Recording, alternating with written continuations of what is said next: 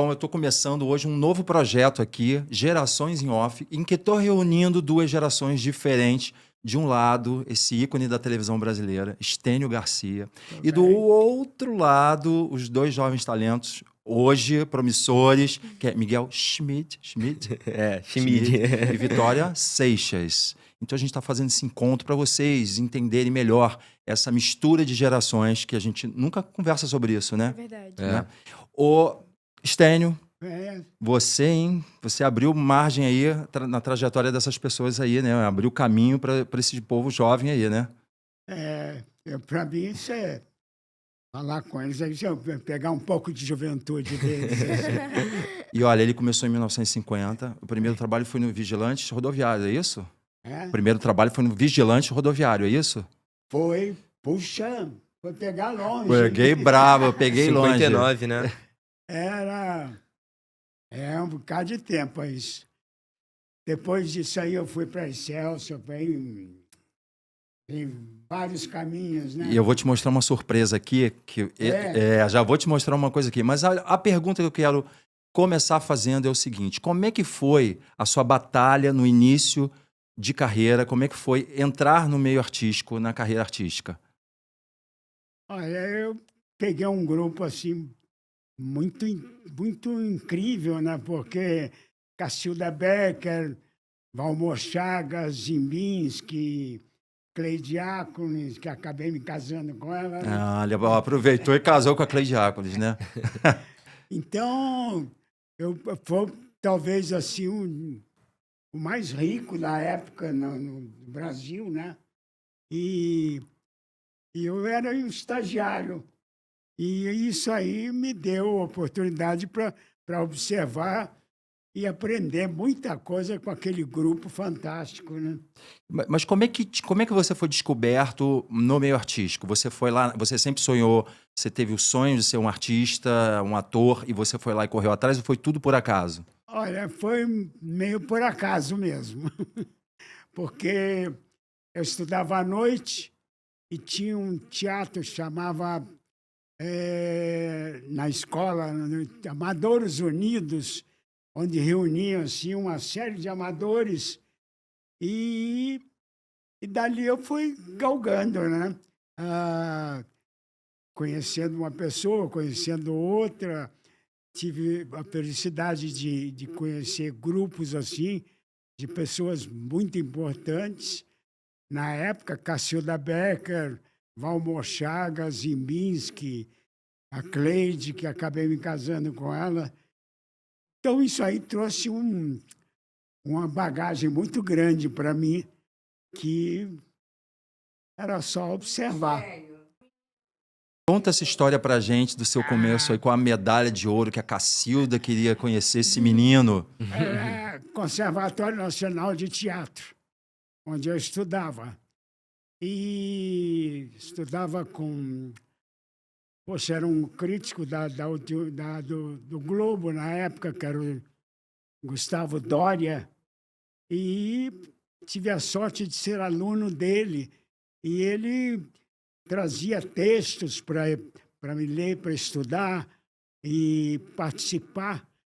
E acabamos montando, no Conservatório Nacional de Teatro, uma peça que chamava Namorados do Sena, que tinha sido apresentada justamente pelo Gustavo Doria. E isso aí foi um salto muito grande. Olha, gente, tá vendo? Os dois meninos aqui aprendendo. Agora eu quero jogar um pouco a peteca para vocês, porque olha só, olha como foi o começo dele. Qual é a diferença hoje de começar? Eu vou jogar essa peteca para vocês, mas também quero que vocês façam perguntas para ele. Qual é a diferença hoje? Como é que vocês começaram na carreira? Porque antigamente tinha todo esse processo, eles não tinham escola, né? Era vontade, era na raça. E hoje, apesar de ser difícil você entrar no meio artístico, a gente sabe que é porque tem muita gente, mas ao mesmo tempo é mais fácil.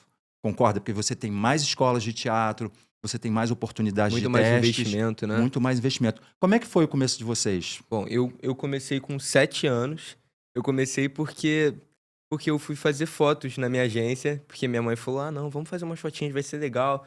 Aí eu fiz um cursinho de teatro, gostei, fiz uma peça, fiz outro curso, aí eu comecei a fazer teste.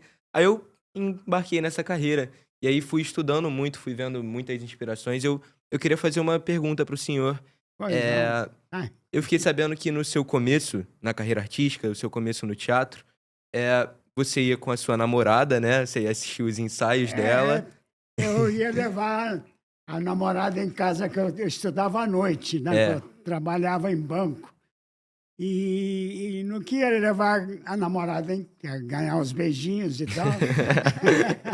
E a gente trabalhava nesse grupo que chamava-se Amadores Unidos, onde reuniram assim, uma série de amadores de Vila Isabel, Grajaú, assim, dos bairros cariocas. E esses amadores começaram a fazer peças de teatro. E eu tive a sorte de repente, fazer um espetáculo num centro espírita.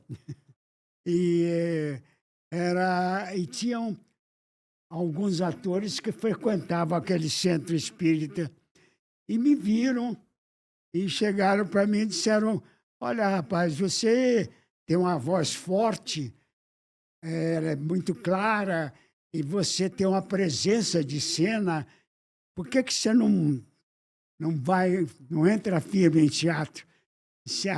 Aí eu fui procurar saber onde é que eu podia estudar. E conheci o Conservatório Nacional de Teatro. E lá eu tive sorte de conhecer, que era, na época, o crítico da Globo, que era o Gustavo Doria, foi um dos meus professores.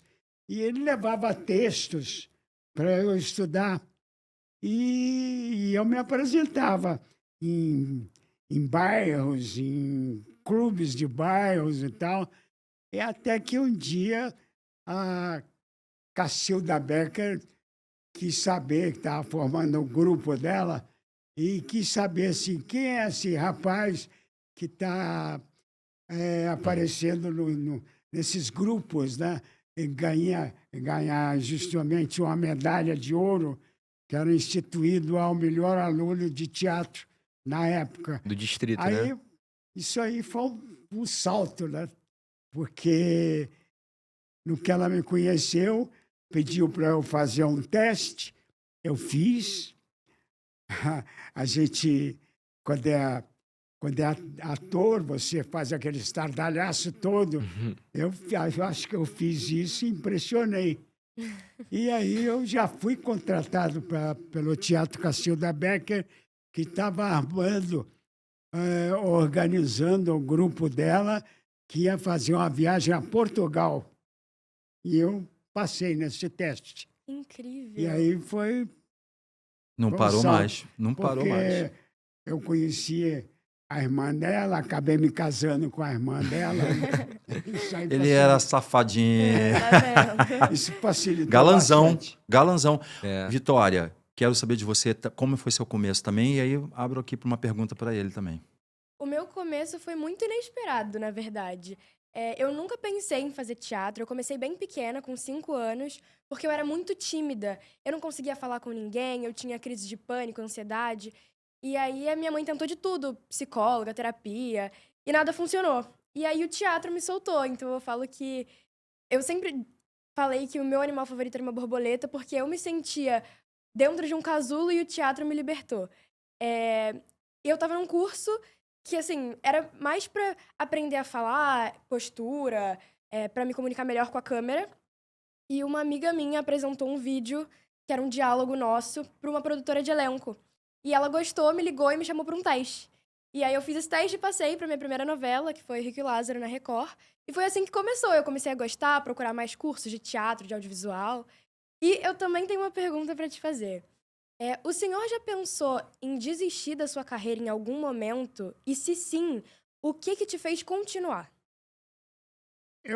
Quando disseram que eu tinha talento, eles dizem, né? eu fui procurar estudar. Fui saber onde é que podia estudar esse tal de teatro. E eu descobri que era no Conservatório Nacional de Teatro. E eu entrei no conservatório e fiz uma peça que concorreu assim como o melhor aluno.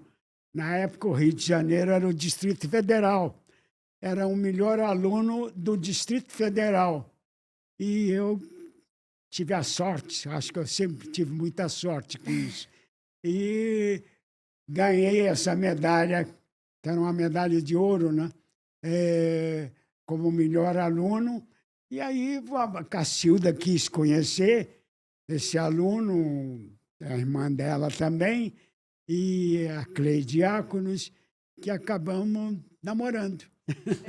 Mas você pensou em desistir em algum momento da carreira?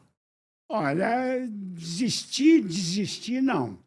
Eu sabia que era difícil e que eu tinha que fazer de tudo para aparecer, né? Você tem que estar presente nesses momentos assim. Aí eu considero sorte de achar aquele momento exato onde você faz e alguém vê. Eu estava num centro espírita. Você contou essa história pra gente. As meninas já estão por dentro dessa história. Olha, desistir, a gente nunca sabe exatamente como é desistir. Eu tinha começado a estudar. Eu ganhei uma medalha de ouro. Sim. Como estudante de teatro. E aí todo mundo quis conhecer quem é o que ganhou a medalha sem desistir. Você enfrentou as barreiras sem... Porque, assim, na nossa profissão, todo mundo já passou um pouco por isso, né? Que a gente vai enfrentando barreiras, e uma hora parece que as coisas não vão acontecer.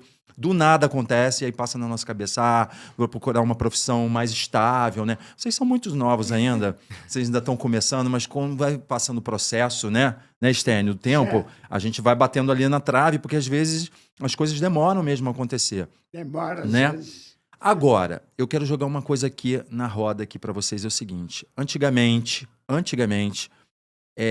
os atores eram mais reclusos no sentido de exposição. Eles não se expunham tanto.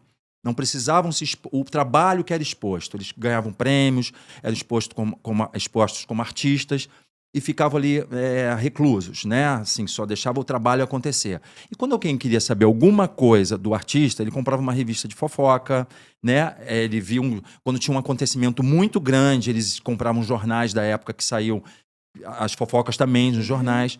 E hoje, os atores precisam se expor nas redes sociais, né, o tempo inteiro. E agora, antes mesmo da gente começar, a gente estava conversando sobre isso, né? Que a gente tem que trabalhar, a gente às vezes tem umas parcerias e você tem que ficar fazendo vídeo, você tem que se expor, que faz parte da nossa atualidade, né? Mas que cansa um pouco. Eu quero saber de vocês como é que vocês lidam com isso, porque você hoje... Você gosta de se expor nas redes sociais ou você faz porque você é bem ativo nas redes? Sim. Quer dizer, você é ativo porque você tem uma mulher jovem, né, que trabalha com... É preciso as redes sociais para ela, né? E você acaba que também participa dessa rede social. Como é que você encara isso de estar nas redes sociais mostrando sua vida, seu trabalho? Você curte? Mesmo que não seja tanto, né? Você está exposto porque as coisas vão acontecendo e acaba que tem que mostrar o trabalho, né? Mas a vida do ator, para ele estar por dentro da situação, ele tem que estar sempre querendo descobrir, saber onde é que está, onde é que estão os segredos das coisas, né? E aí você às vezes se expõe, às vezes dá certo, outras vezes não. Mas, na maioria das vezes, eu dei a cara a tapa. Deu a cara a tapa. Agora, Miguel tem uma pergunta. Eu tenho uma pergunta. O senhor conta com muito orgulho a sua trajetória no teatro, mas eu queria saber como foi essa transição do teatro para a televisão, para o audiovisual para você. Foi muito diferente? Eu apareci em teatro fazendo o filho da Cacilda Becker, que era uma grande estrela, né? E aí a televisão surgiu como consequência. A televisão quer pegar o sucesso, né? E se você faz sucesso de alguma forma, mostra algum aspecto novo, e eu procurava sempre estar metido nos lugares. Eu tinha a sorte de tem alguns professores que me informavam, não? Gustavo Doria era um crítico do Globo, era um meu professor, inclusive ele trazia material para mim, então eu estava sempre querendo saber o que é isso, onde é que está acontecendo, onde é que o teatro é mais moderno, que tipo de teatro se faz no Brasil ou faz na Europa. E o teatro é muito diverso. Aí, se você procurar saber sobre o teatro, você vai ver que o teatro pode ser um teatro engajado, que eles chamam, que é um teatro político, né? Onde você se envolve com posicionamento político, ou deu a sorte de repente, estar no caminho onde casei com uma moça que era grande atriz. Eu tive essa sorte. Era a Cleide Diáconis. Depois veio uma mais bonita ainda. Olha, aproveitando esse... Bom, a Vitória tem uma pergunta para fazer também. O senhor já realizou tudo o que queria em relação à sua carreira ou tem algum projeto que ainda sonha em fazer? Se tudo isso foi Se o senhor realizou tudo o que queria. Você realizou tudo o que você queria na sua vida já? Você tem algum sonho? Ou tem algum sonho, algum projeto? A gente o ator quer... Esse é você quer sempre mais. Tem que buscar. Às vezes está difícil, mas como é que eu posso entrar ali? Eu, por exemplo, quis fazer um filme americano e dei a sorte de ser convidado para fazer Era um índio, na verdade. Eu já tinha feito vários índios, né? Então conhecia tudo sobre a cultura do índio. Então eu falei, poxa, o que tem aqui dá de sobra. Deixa eu experimentar fazer isso. E me dei bem porque era um filme americano com uma grande produção, né? Era um dos produtores mais importantes na época, que era sempre para fazer aquele personagem. O negócio é você fugir disso, senão você fica marcado, né? Eu vou ser índio a vida inteira? Não, eu quero fazer, sei lá, um patrão da tribo. Eu sempre deixei as coisas meia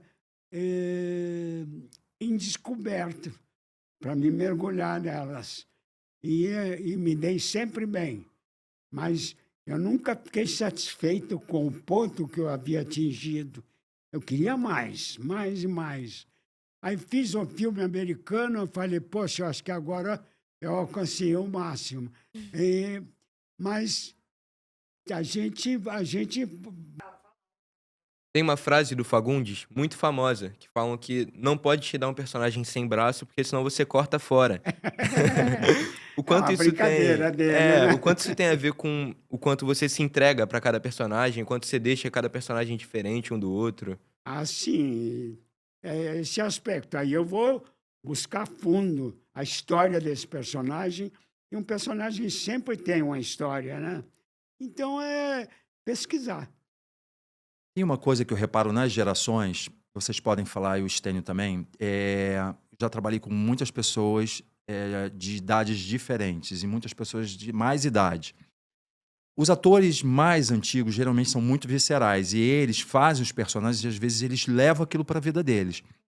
Eu estava vendo até agora um depoimento da Débora Bloch, que não é nem tão jovem, nem tão velha, né? Uma meia idade. E ela fala que tá difícil ela sair um pouco da Odete, que ela pegou um pouco da Odete. E eu vejo isso mais facilmente nos jovens. Os jovens fazem ali papum. E muitos dos atores que eu trabalhei mais velhos, eles ficam um tempo com aquele peso dentro deles. Eu fiz uma peça com o Osmar... Uma vez eu estava fazendo uma peça que chamava-se Uma Rosa para Hitler, e que o Osmar Prado fazia antes. Eu não fiz com ele. Eu fiz depois com outro ator. E aconteceu o seguinte, o Osmar ele incorporou tanto que estava difícil lidar com ele fazendo esse espetáculo. Não ele como pessoa, Osmar, mas ele incorporou muito aquilo, né? Então ficou difícil, né? Eu quero saber de vocês todos aí. Você já teve esse momento, assim, De você se embarcar tanto nesse personagem? Você falou, epa, vou cantar pra subir. E o personagem não sai de você? Ah, isso é uma vigilância que você tem que ter sempre, né? De não deixar ficar marcado. Senão vão te chamar sempre para fazer índio. Não, mas você já teve algum momento que você se entregou tanto ao personagem que você se viu um pouco assim como ele, Preso no preso no personagem. personagem? Você teve aquele momento assim, nossa, eu tô. É, Porque eu vejo muito que na juventude não tem isso. Vocês fazem o personagem, ação, fez o personagem, acabou, foi embora. Às vezes as pessoas mais velhas, elas têm um momento que elas ficam ali ainda um pouco para sair daquilo ali. Eu já reparei muito isso. Você teve esse momento? Um personagem muito pesado para você? Porque o Osmar Prado é um que tem esse tipo de coisa. Você teve esse momento ou você sabe dividir bem? Assim, fiz o personagem, cai fora, acabou ali, acabou a cena, voltei o estênio. eu tenho até uma história sobre isso. Eu estava fazendo um personagem e uma atriz que participava também desse trabalho me viu fazendo o personagem e a minha entrega é absoluta, porque eu me treino muito. Eu treino. O ator tem que trabalhar o seu corpo, a sua voz, a sua emoção, tem que ler muito, tem que estar por dentro de tudo. Então, essa busca te leva, às vezes, a se machucar. Por exemplo, eu amarrei a mão para fazer um personagem, o Aleijadinho, que com essa mão amarrada, o tempo que eu fiquei, a unha cresceu, chegou a me ferir a mão. É um absurdo, né? Mas é verdade. Então, tem certas coisas assim que você tem que ficar atento para não mergulhar, bater com a cabeça na pedra, né? É verdade. O Aleijadinho foi um personagem muito marcante do senhor, né? Com uma cena muito bonita que ele quer sentir as obras dele, que ele quer ver. Como foi para você se preparar para essa cena em específico, que é uma cena tão importante, tão tocante, né? E que marca tanto o trabalho? É buscar estudo. A busca, está tudo aí, né? Está tudo presente. É só você escarafunchar e vai chegar lá.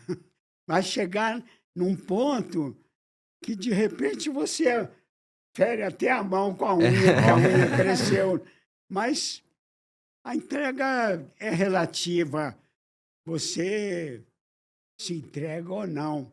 Eu sempre gostei de me entregar, porque eu achava que o personagem tinha que trazer estudo, tinha que trazer presenças de alguma coisa, tinha que ser útil, né? Sim. Eu acho que o nosso trabalho ele tem que ser útil para o público, senão...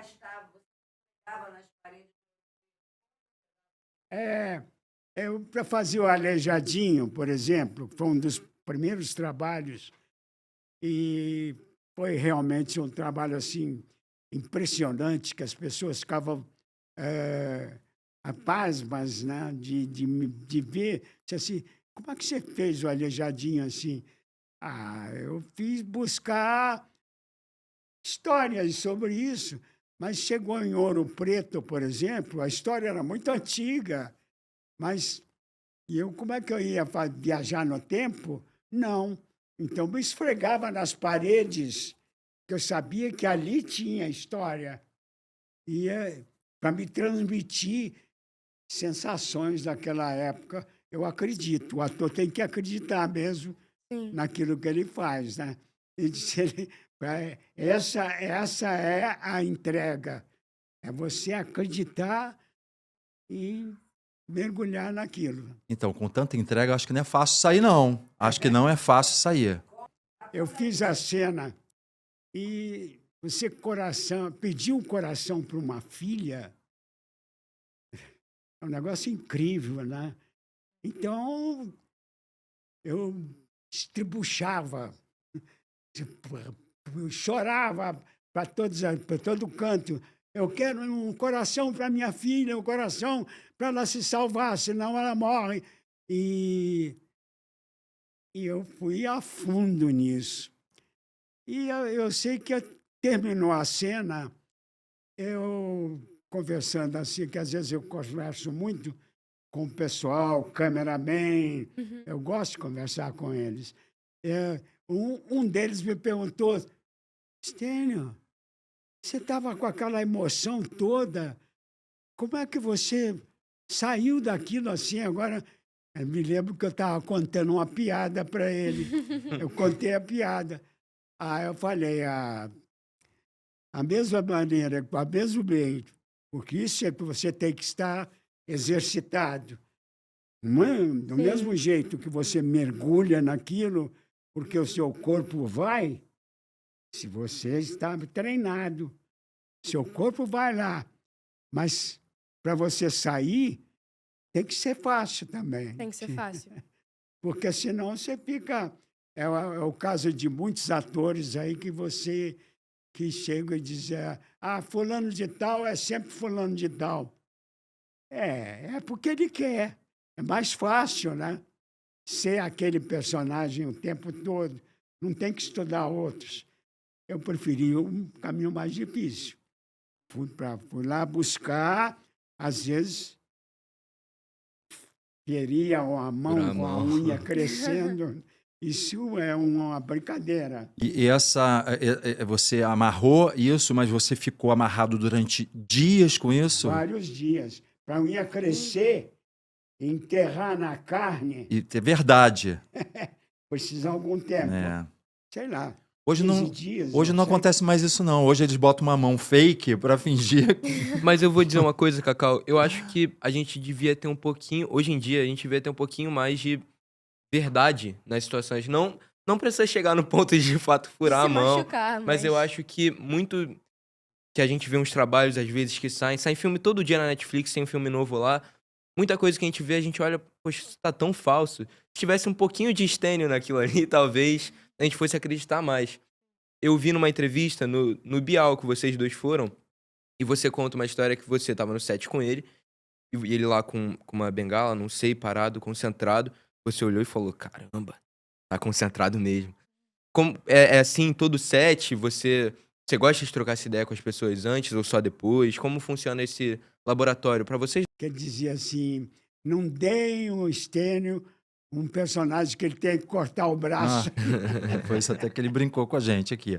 Agora, aproveitando isso da concentração, o que eu vejo hoje muito, o Miguel tá fazendo uma peça comigo, sem dicas para arranjar namorado. O Miguel é ótimo ator. Mas eu vejo, às vezes, não nele, que eu estou falando especificamente nele, mas eu vejo hoje, na juventude, um tipo de concentração diferente da turma da sua época, né? Vocês precisam mesmo daquele tempo e tal. Hoje, não. Os meninos estão lá, vendo o celular, vendo o TikTok e entram. Entendeu? Como é que vocês lidam com isso? Como é que vocês, atores jovens, lidam com essa geração, com esse tipo de concentração dessa geração do Stênio, e como você lida quando você está num set com jovens que têm esse tipo de concentração, Stênio? Fala você primeiro, se você está num set e você está lá concentrado e tem um jovem lá no TikTok, dançando, como é que você lida? Você entende isso? Ou você fica... isso te atrapalha? Não, às vezes eu digo a verdade. Eu digo, olha, o ator, ele precisa de uma concentração absoluta. Sim. Até amarrar uma mão. E a unha crescer e te ferir. Isso aí é uma brincadeira. Mas o ator tem que ter essa disponibilidade para ir até um ponto Sim. que você pode ir. Mas você, quando você está num set gravando e você encontra um jovem ator que ele não está tão concentrado quanto você está ali parado lendo seu texto, mas o ator jovem, ele tem outra forma de se concentrar. Ele decora o texto pelo celular e, ao mesmo tempo que ele está decorando pelo celular, ele está vendo lá as redes sociais dele. Você fica incomodado com isso? Ou isso não? Você se adapta bem a essa realidade? Eu sempre procuro me adaptar. E a formação, ela é diferenciada, né? Isso aí. Isso aí respeitar a formação do outro é uma das coisas que faz parte da minha maneira de ser. de ser ator. Isso aí. É respeitar que às vezes você vai encontrar personagens assim que faz coisas absurdas. Até amarrar a mão e a unha Machucar. crescer. Cada um tem a sua maneira de ser. Sim. Eu não quero que a pessoa mude a natureza dele, né? Eu respeito a natureza de cada um. A natureza é aquilo que está entranhado nele desde que ele nasceu, a cultura dele, tudo vai ser utilizado para lhe representar. Porque você, para chegar a um determinado personagem, você tem informações, hoje, assim, a mais diversa possível. Mas sabe, desculpa, Cacau, mas eu até me pergunto, eu queria jogar essa bola pra Vitória, o quanto que hoje em dia essa nova concentração, né, de ficar no celular, e eu não vou ser hipócrita, eu me incluo nisso, tá? Mas não quis ser dedo duro. Não, me incluo. Porque me quando a incluo. gente chama ele pra cena, ele vai e faz. Não, eu não Tem vou isso, mentir, né? eu não vou mentir. Faço parte. Mas eu me pergunto o quanto isso de fato é só atualidade, o quanto é falta de foco, sabe? Porque eu sinto que a gente consegue entregar a cena direitinho, eu sinto que a gente consegue fazer o nosso trabalho, mas se a gente, às vezes, sei lá, desligasse o celular durante o tempo inteiro do preparo, do ensaio, do cor, talvez a gente conseguisse entregar algo melhor, algo maior. O que você acha? Eu concordo também. Por exemplo, sobre estudar o texto no celular ou no papel, eu prefiro 1000 vezes estudar no papel. Assim, tem projetos que eles entregam direto o roteiro no celular, então acaba que com o tempo ou sem impressora eu não consigo imprimir. Mas quando eu tenho texto no papel, eu acho 1000 vezes melhor, porque eu marco, eu escrevo, meu texto tá inteiro rabiscado, porque eu escrevo tudo. Tudo que é possível e o que não é possível também no papel, tanto na frente quanto no verso. E eu acho que essa questão do celular me incomoda um pouco. Eu sei separar bastante entre estar no celular e gravar a cena, mas eu não me sinto tão preparada quando eu chego pra gravar se eu não tiver esse preparo antes. Eu também. Se eu não estiver parada, me concentrando naquela cena, principalmente quando é uma cena de emoção. Eu acho que eu consigo sair muito rápido, por exemplo, como o Stênio falou, de uma cena assim tão forte e fazer uma piada depois, isso pra mim é fácil. Agora o início não, eu tenho que parar, eu tenho que ter meu tempo de concentrar, de puxar essa emoção, porque se eu tiver no celular eu não vou entregar 100%. Mas sabe, às vezes até as produções ajudam a gente ficar no celular. Por exemplo, a gente fez uma novela de 333 capítulos. Sim. Era muito difícil a gente imprimir Muito, 333 capítulos. Não existe nem papel no mundo pra imprimir Por isso 300 nessa capítulos. eu estudei no celular. Então, mas, assim, muitas cenas a gente fazia no celular e a gente recebia já o modelo pro celular. pronto pro celular. Então, assim, a atualidade às vezes ajuda nisso, né? Facilita, mas a gente até conversou sobre isso, né, Vitória? Sim. Dessa diferença dos atores, né, com essa coisa do papel, né? Porque, por exemplo, a gente está ensaiando, às vezes, com o celular numa peça de teatro, e tudo bem, eu não tenho esse problema, a gente tem que se adaptar às atualidades e tudo. Mas quando o ator já passa, às vezes, se perde. Sim. Perde o Sim. texto toda hora. E volta lá pro início. E volta lá para o início. É horrível. Já com os veteranos não acontece tanto que eles têm um problema às vezes com isso, né? Não gosto que a produção fique mandando coisas e tal. Agora eu vou dar um salto aí, que é o seguinte, vamos falar de uma nova coisa aqui das redes sociais. Hoje os atores são muito escolhidos pelo número de seguidores. Hoje as pessoas associam o número de seguidores a virarem atores, né? O cara tem 50 milhões de seguidores, ele é um ator, vou trazer ele como ator, né?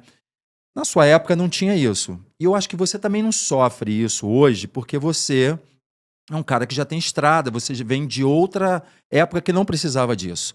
O que você acha disso hoje, dessas escolhas dos atores serem feitas através das redes sociais, pelo número de seguidores? Eu procuro entender. Ele é moderno, ele entende tudo. Você é Procuro moderno. entender, porque às vezes é difícil para mim. Porque se observa, eu acho da juventude deles fantástica. Tem um caminho inteiro pela frente. E eu, como já disse aqui há alguns instantes, o universo do ser humano está inteiro com a história dele para você estudar. Você vai conhecer aquele universo até onde você for. E é ilimitado. a possibilidade que você tem de ir. Você que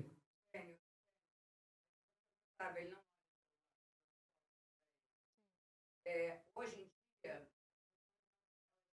calada, não pelo trabalho, Pelo talento. nem por talento. É.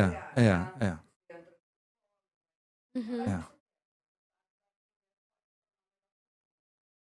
As pessoas são escolhidas por causa disso aqui, ó. Por sim, exemplo, essa mulher aqui, ela tem muito seguidor. Talvez ela tenha até comprado, a gente não sabe, ou porque está aqui se expondo todo dia. E aí essa mulher, eu não posso ficar aqui.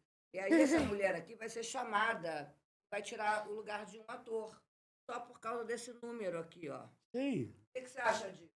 Que você... A economia da profissão. O que você acha de hoje os atores serem escolhidos, os jovens atores serem escolhidos pelos números de seguidores? Na sua época, era pelo talento, né? Hoje, Uma série de coisas. Eu acho que quanto mais você buscar... Eu acho que eu conheço diretores que vão... Eu conheci, por exemplo, Antunes Filho. É um diretor que ia querer saber tudo que o ator sabe para poder escalar. escalar. É. Então, aí eu vou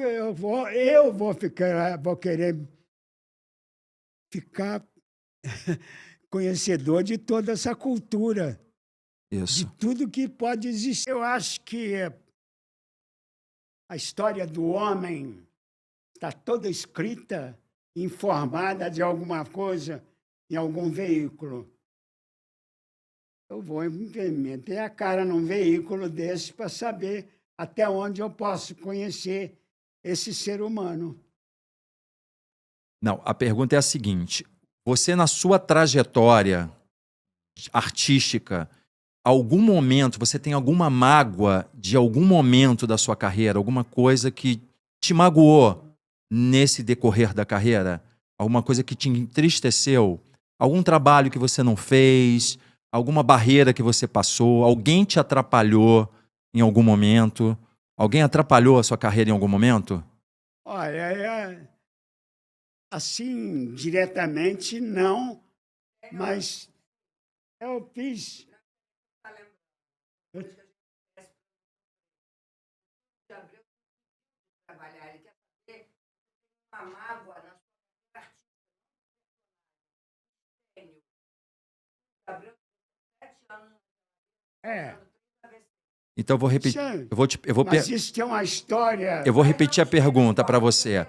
Você tem mágoa de algum momento da sua carreira ou tem mágoa de alguém que trabalhou com você no meio artístico? Você tem algum momento da sua carreira que você... Tem. Esse que ela Conta, está citando. conta pra gente. Chama-se Silvio de Abreu.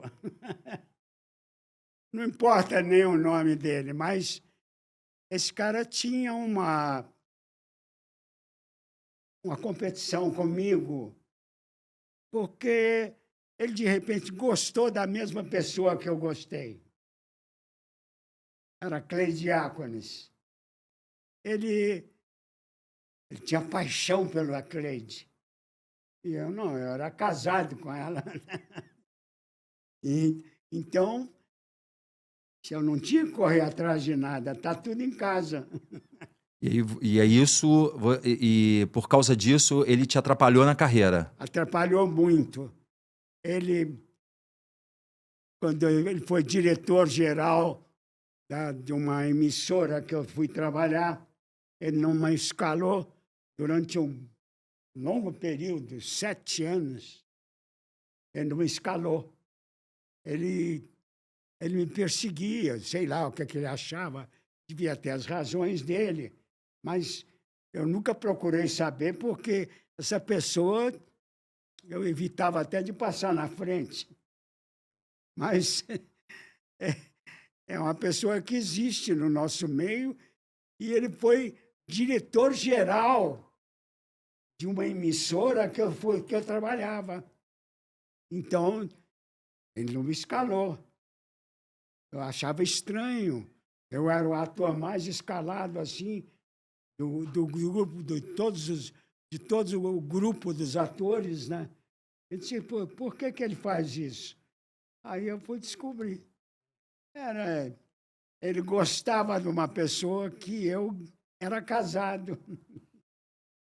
Não, mas conta pra gente exatamente qual o motivo que ele não te escalou.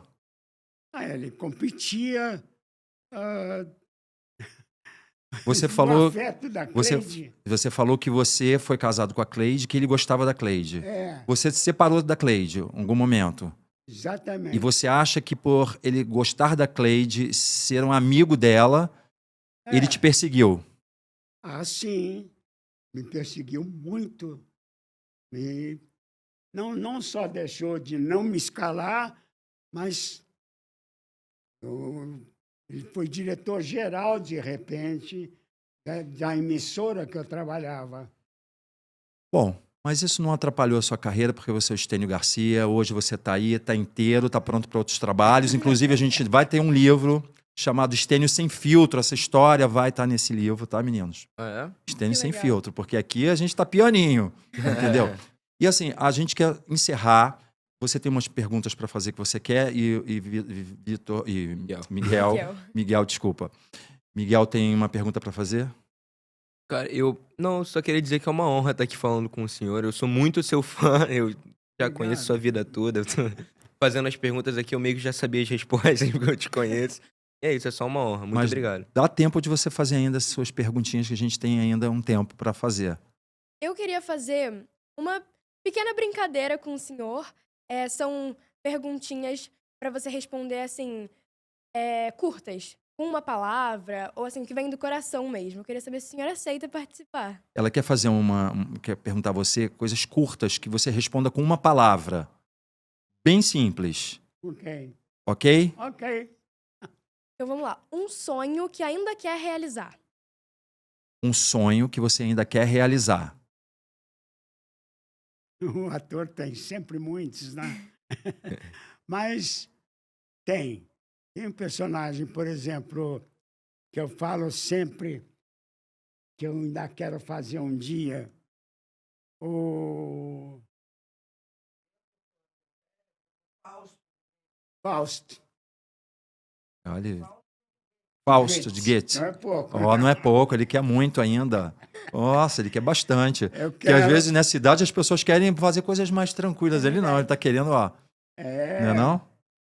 Eu sei que vou ter que Aprender a mão. aprender para burro, né? Porque o Goethe é o Goethe. E o Fausto é o Fausto. Mas eu estudo ele mesmo assim, mesmo não tendo o que fazer. Eu acho que é um personagem riquíssimo em dramaturgia mundial e que uma coisa que os atores têm que saber, conhecer a história do teatro. Onde ela começa, onde é que, não só na Grécia, mas por onde ela passou e aonde ela está hoje.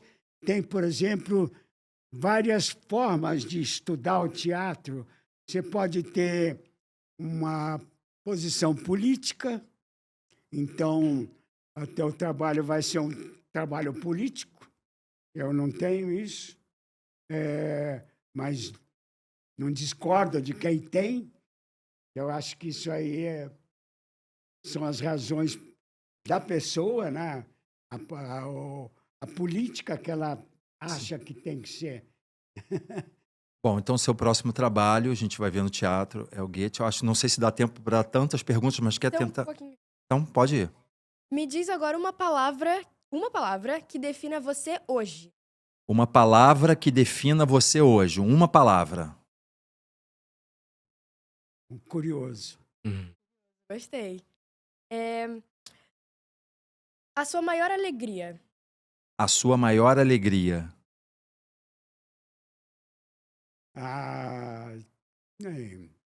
Tem muitas alegrias, às vezes é alegria na família, alegria. Aqui é um momento que eu estou alegre. A sua maior alegria na vida. Hein? A sua maior alegria na vida. Na vida. E eu acho que ainda posso, estou esperando ainda. E para finalizar, para completar a frase, eu vim ao mundo para... Para completar a frase, eu vim ao mundo para... Ah, eu acho que viver é a nossa obrigação, né? Eu acho que viver tudo. Eu procuro viver tudo. Descobrir que o mundo está todo aí para ser descoberto, né?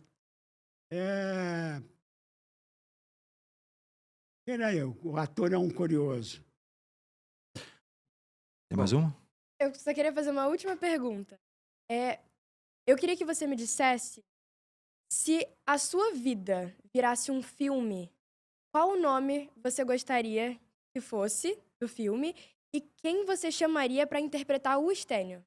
Se sua vida fosse um filme, qual seria o filme que você gostaria que fosse e quem você chamaria para interpretar o Stênio?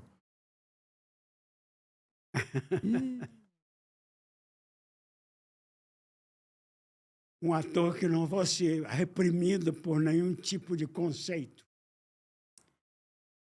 O ator tem que ser aberto. Olha, estamos chegando ao fim, infelizmente. Geração em Off, não deu tempo, mas fica para uma próxima. A gente vai chamar você da próxima aqui. Obrigado, Stênio. Obrigado, Vitória. Obrigado, Miguel. Até a próxima aí com Gerações em Off. Tchau, tchau. Tchau. Aí, tchau.